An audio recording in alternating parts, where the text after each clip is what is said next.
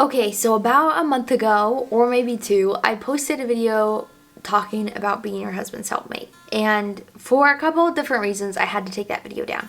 And yet today, I really wanted to kind of re-talk on the subject. I wanted to recreate the video. I wanted to add some things, take away some things, and explain why that video ended up having to come down. So to start off, like I mentioned, about a month or two ago, I posted this video talking about being your husband's helpmate, and I received a ton of encouraging comments, and it was such a fun video to do. It's a topic I'm so passionate about right now. So with this video though, it had been a sit-down video, but you guys know, even with sit-down videos, I like to include other clips throughout the video. And so this particular video had included some morning routine clips. And there had been this scene in one of them where I had been pulling up my daughter's pants and pulling down her shirt. And I literally thought nothing of it. There was nothing immodest about it. It didn't show any private body parts or anything. And yet you ladies brought to my attention the prevalent problem of child pornography on the internet, and how a scene like this that an innocent bystander would never think a thing of could actually be used in this type of content. And so I was completely disturbed. I really appreciated you guys bringing this up to me. I went and immediately took the video down. I went back, re-edited the whole thing, took that scene out, drove back into town, re-uploaded the video. I can't upload videos here at the house because we don't have good enough internet. And so it's a couple hour long process, which is why sometimes my videos don't actually get posted till Sunday, even though I do post them on Saturdays.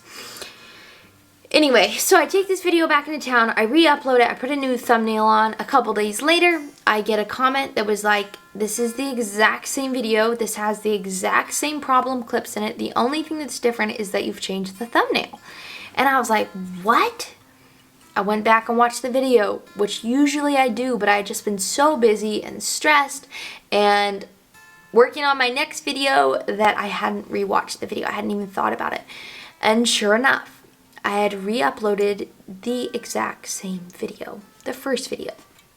So, all that to say, the discouraging thing was that I had already deleted both the videos off my phone because I was out of memory and I had to start working on my next video for the next week. So this is how YouTube actually goes in real life. Anyway, so I took the entire video down and talked to my husband a ton, reevaluated YouTube, decided to be much more cautious and much more careful about what type of clips I was including with my daughter in them. And so here we are today. And so that's why the video came down. And I really appreciate you guys bringing this to my attention. I had no clue this was such an issue. So all that being said, I'm honestly kind of grateful that video came down, aside from that whole main problem, because going back and rewatching it, sometimes in front of a camera I'll say certain things and not realize until later how they come across. And I felt like through that video and through a lot of past videos that I've done, certain things have been said in a way where I feel like they come across as kind of arrogant. And that is the last way I want to be perceived. That is the last person I want to be. I do not want to be a prideful, arrogant person. I've been praying about this a lot lately, and so I'm trying to even change the way I communicate with the camera, even though it's different than talking to people in real life, because that's not how I ever want to come across. There's so much I don't know. There's so much I'm just figuring out. But there's so much I'm really excited about and I genuinely want to share as well. So this is one of those topics. And so I'm grateful that I get to recreate this video. And hopefully, even if you watch that one, there will be some new things in this one that will keep you long enough to watch the whole thing. Also, at the end, I wanted to make a little announcement and get your guys' opinions on some things. So please stay tuned for that. So with all that being said, starting out again, where does this idea stem from? The idea of being your husband's helpmate, or the idea of being your husband's helper. This idea comes directly from the Bible. God creates a woman to be a suitable helper and companion to her husband in the very start of the Bible.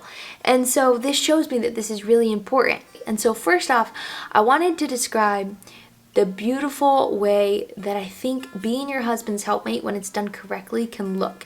And I have had so many wonderful examples of women at our church and of my mom and of friends that I have that illustrate how beautiful this can be. And so the beautiful thing that I see as a massive benefit to being your husband's helper is that when you marry a man, and you marry someone that has similar views and maybe similar values and goals as yourself, then no longer do you have to be divided in your marriage. I notice a lot with the world that husbands are out pursuing their goals and wives are out pursuing their goals. They're not at all the same. The kids are kind of dragged back and forth between the two. And at the end of the day, we wonder why these marriages are falling apart, or why couples don't do anything together, or why people fall out of love. And I genuinely think a huge part of it is just that we're going in opposite directions, and our goals and our dreams are, rather than uniting us, they're actually pulling us apart. And so a beautiful, beautiful thing that I've seen as a result of being your husband's helpmate or being your husband's helper is that suddenly you go from feeling like he's pursuing his goals this direction for 10 years and then he stops pursuing his and I get to pursue mine for 10 years. Rather than being like that, you actually can unite together and together do far more than you could apart. And so I've realized that by helping my husband, I'm actually helping our whole family. And by helping our whole family, I'm equally helping myself. And so it's this beautiful thing. It's like aerodynamics. If you see birds fly in the sky like a flock of geese, you'll notice that there's one that takes the wind in the front, and then all the rest kind of go behind that. And the reason why is because the first one is taking a lot of the wind resistance, and because of that, all the others can fly more easily. And so I think it's the same way in marriage. You take two people that are united and they can get so much more done than two people who are divided pursuing their own things. And I think God knew this when he created marriage and gave us these commands. So how can you get on the same page though? My husband and I are constantly sitting down and reevaluating. This is our 5-year goal. This is our 10-year goal. This is our plans. Are we both united? Are you excited about this? How can I contribute? How can you contribute? Are we on the same page? And so I really encourage you, if you feel like maybe you're not really your husband's helper, you're not excited about what he's doing, to sit down and have a deep conversation and just tell him, hey, I feel like you're out pursuing your own thing, and like I don't know how to add to this, or I'm not at all excited about this. And so I really encourage you to do that. Sit down and have those hard conversations. Sit down and try to get on the same page.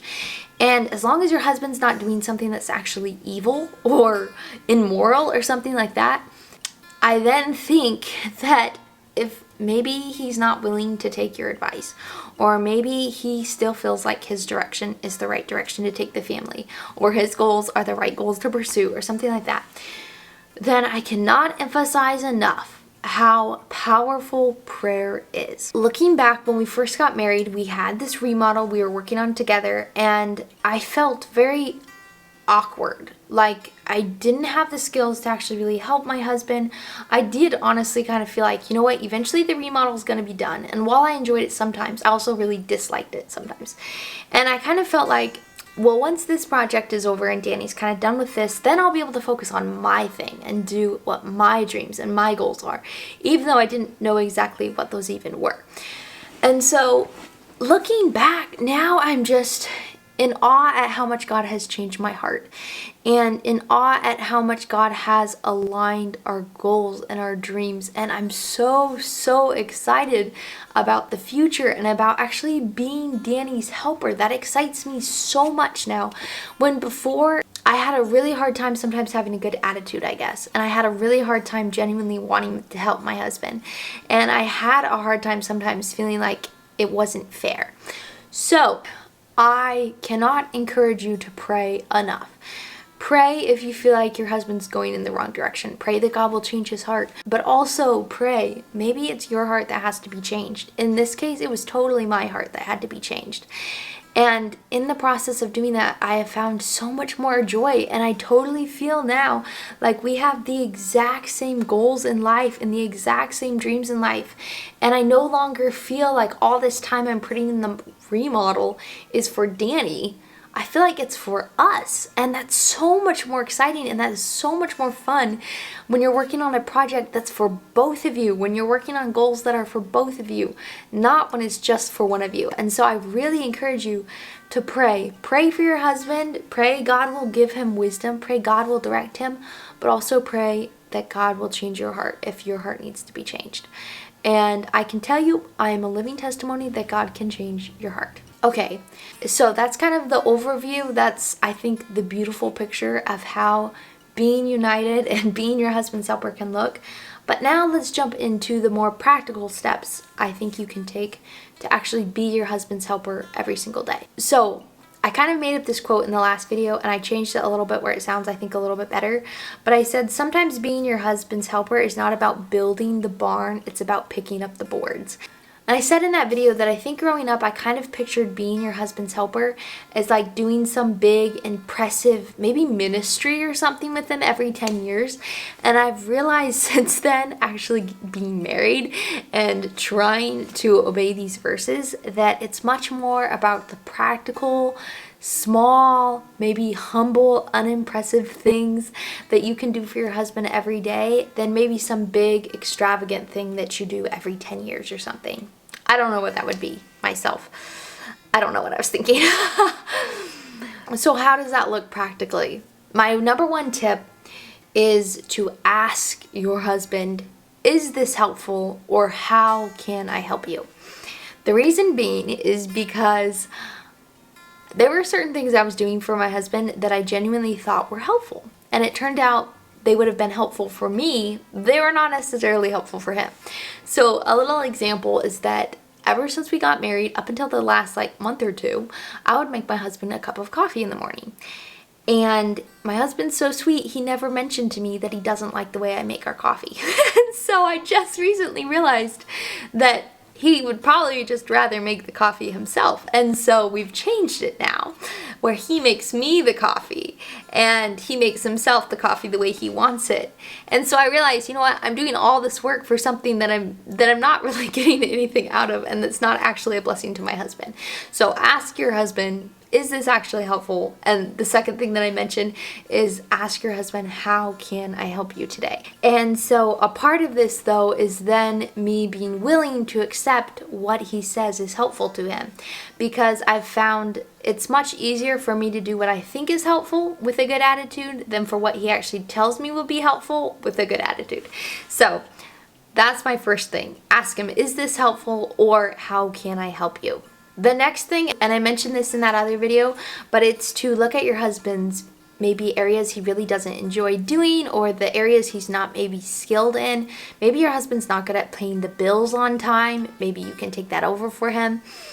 Maybe he overbooks himself and forgets he already has 2 things going on at the same time of day, and you can remind him. Maybe it's just running little errands for him. That's a big thing I've started doing more, and realizing this is a genuine way I can help my husband. My third thing, and I think this is really important if you are a stay-at-home mom or a homemaker full-time, is to view your home as your primary responsibility. And the way that I do that is I look around and I try to notice what are things that if my husband came home would really stress him out, that would be an extra burden. Because right now we have 1 child outside of the womb. That sounds kind of weird. I'm pregnant with our second baby. Maybe it'd be better to say I'm pregnant with my second baby. And so I have the time, I have the resources, I have the energy to really put the majority of my time and energy into the home. This is the job that I've chosen. This is the career of my choice, and I want to do a good job at that. And so I really try to look around and see, okay, is the lawn mowed? Is the trash dumped? My husband knows I hate dumping the trash. Is the porch picked up? Simple little things like that. And so when my husband gets home from an extremely stressful shift at work or a frustrating day at the house remodeling, he doesn't get home to an exhausted, grouchy wife and a hideously messy house. And so as much as is possible, I really try to make home my primary responsibility and do everything I can so that he doesn't have so much to do when he gets home. And another way that I try to do this is I really try to view everything my husband does at home as a bonus rather than as an expectation. And this helps so much because it takes out any of the frustration that I could have if, oh, he didn't jump the trash, or oh, he didn't do this. That's okay, those were my jobs. And so when he does do them, it's a bonus and a blessing. It's not something that I start to expect. And so that's the other way that I really try to view my home as my primary responsibility. Okay, the very last thing that I wanted to talk about was prayer. And I mentioned this at the beginning, but I wanted to mention it again because I do think it is the most important thing you can do as a wife to be your husband's helper. Not only praying for him, but praying for yourself and praying for the right attitude and praying that the Lord will direct your husband and praying that God will make you two united. I've been praying every day that I go over to the remodel for probably the last 6 months or a year. Lord, help me to be a genuine help to my husband. Help me to have the right attitude. Help me to genuinely want to help with what he needs help with. And it is incredible how much God has changed my heart. And I'm sure my husband has noticed because there are a lot of jobs that naturally I wouldn't prefer doing, and yet I've actually started to enjoy them. It's the weirdest thing. I'll look at projects now that I do, or work that I'll do that before I would have complained about, or really struggled with not having a bad attitude about, or really just not enjoyed, and now I'm finding this real fulfillment and joy in them. And I also wanted to say, in the 4 years that we have been married, I have never felt so united, so connected, or like we're such close friends to my husband as I do right now. And the only thing that I can contribute that to is that God knows what he's talking about. And God gives commands for a reason. He doesn't give them arbitrarily or to make life unfair or to make life unfun. In fact, I think he does it for the exact opposite. And so I am just completely in love with my husband. I love him so much. I love the path that we're on together. I love the fact that we get to build a life together for our family, for each other. And I am so excited. And I truly believe it is because God's changing my heart in this area and God's opening my eyes to why he commands us wives to do certain things and why it's for our good. And so I'm so excited to make this video and to just talk more on this because I want other women to experience this. And I know how hard it is when you don't feel this way because I haven't always felt this way. And so I even more see the miracle in the heart change God can do in our hearts as wives. And so I really want to encourage you, pray for your attitude, pray for your husband, pray God will direct you both, pray that God will both give you the same vision and the same goal, and then be willing to be your husband's helper, however that looks. The last thing I wanted to say is this little announcement where I kind of wanted to get your guys' thoughts on this. So I've been thinking about maybe doing a mini marriage series. And so maybe this would be for a month. I don't really know how long this would be, but just talking about marriage and about being a wife and about things that God is teaching me and practical ways that I'm trying to apply these things. And really none of these things are things I've discovered on my own. They're all mostly things I've gotten from books and resources and teachings and people that I've been observing that just have beautiful marriages and I think have so much wisdom. So let me know if that's something that you would be interested in, because I mentioned this in one of my past videos, but it's hard for me to know. There's so many things I'm excited about and so many things I feel like I'm learning, but I want to talk too about things that you guys would find helpful and you guys would find beneficial, and maybe it's not so much marriage stuff. So let me know what you guys think of that. So anyway, that's all I have for you. I hope that this video was helpful, and hopefully you'll see me next Saturday or Sunday, now you know why, next week. So thank you so much for watching. Have a great week, and I will see you in my next video. Bye!